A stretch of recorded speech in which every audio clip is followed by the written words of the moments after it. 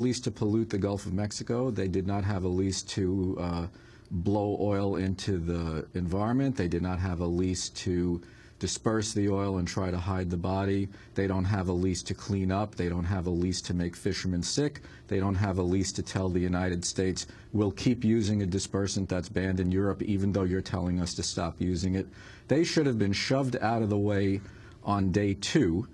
And there should have been a war council of all the other oil companies that know how to drill to focus on stopping the oil from coming out of the hole. And then BP's responsibility, they are responsible, but they obviously don't know what to do, and they can't do it, and they're not doing it. Their responsibility should be what they're good at: pay money. Pay money to the United States. They're on our property, they're in our water, they're making our people sick, they're destroying our wildlife.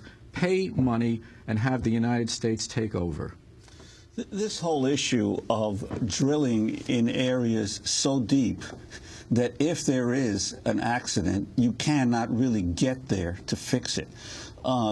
What is the, sort of, to me, it's almost like 3 Mile Island or Chernobyl. It's like you were guaranteeing people that it would never happen. But once it happens once, you realize the potential catastrophe that you are creating through this process. What is your sense of the future of ocean drilling in terms of what this has told the rest of the people of the United States and the world? Well, there have been other blowouts and there have been major oil spills. It's different than Chernobyl because we know it happens. It happens. It's happened before. It will happen again, and it's happening right now. So, and obviously they didn't have any backup plan. It's as if having poked 30,000 holes into the seafloor of the Gulf of Mexico and have 5,000 rigs operating, it never occurred to them to say, oh, what if oil starts coming out of one of those holes like it has in other places at other times? They were completely unprepared. They don't have the equipment. They don't have booms that can work in open water. And what the obvious take-home message is, we don't know how to do this.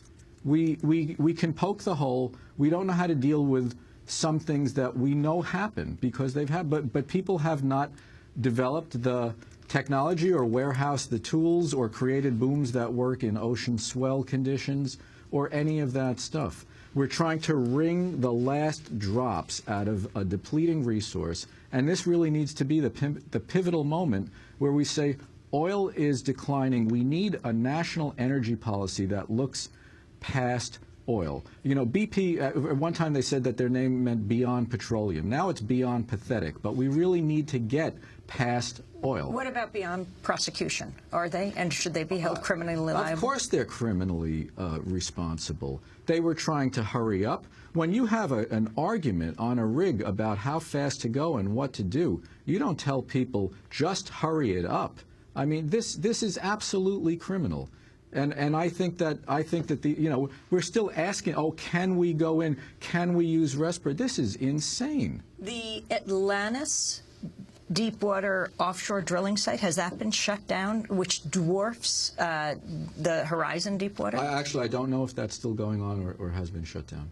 Has all offshore drilling been shut down? No. No, not at all. So, and in fact, unfortunately, the Obama administration, I think, blew it on the high ground here. There was Sarah Palin, drill baby drill, right? So we don't want that. We elect Obama, and then what happens is we get drill baby drill. That's what we got. We got a stepped-up effort to eliminate the ban on offshore drilling that was a couple of generations old. And now they're stuck with that because, of course, nobody wants to actually do the smart thing and say, oh, you know what, we made a mistake, because then, oh, they've lost face. So, oh, we can't lose face. The obvious right thing is the drilling ban was the right thing to do. The drilling ban is the right thing to do. We don't know how to take care of these problems. We need to stop it. We need to make this a pivotal moment and have a national energy policy for the first time that gets beyond this and phases out fossil fuels, which kill people, make people sick, and destroy the environment. We want to thank you very much for being with us, Carl Safina, founding president of the Blue Ocean Institute. He has written a number of books, including Song for the Blue Ocean. This is Democracy Now! Back in a minute. Thanks very much.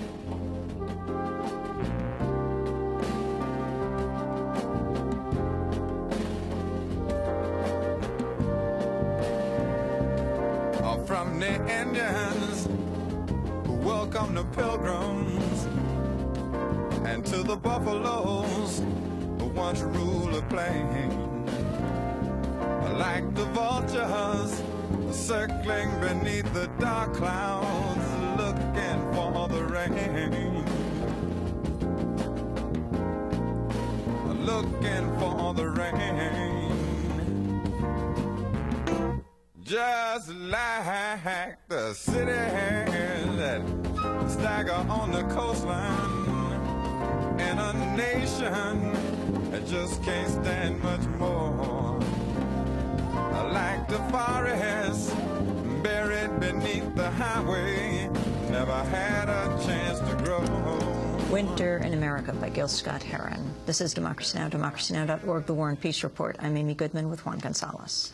Well, as tensions continue to rise between North and South Korea over the sinking of a Southern Navy boat in March, the South Korean Navy is reported to be conducting a major anti-submarine drill. An investigation last week found that